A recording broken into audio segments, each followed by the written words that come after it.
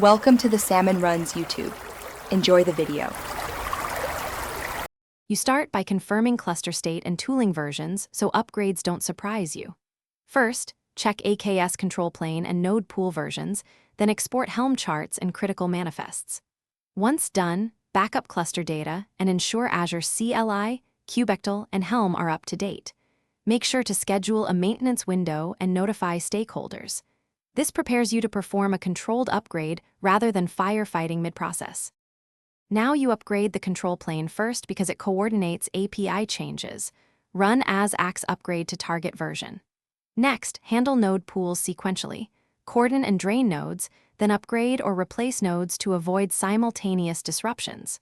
Once a pool finishes, uncordon nodes and validate by checking pod rollouts, service endpoints, and health probes.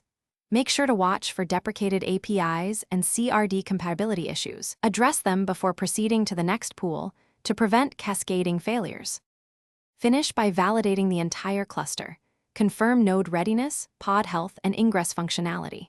Then reconcile auxiliary components such as storage drivers, CNI plugins, and ingress controllers.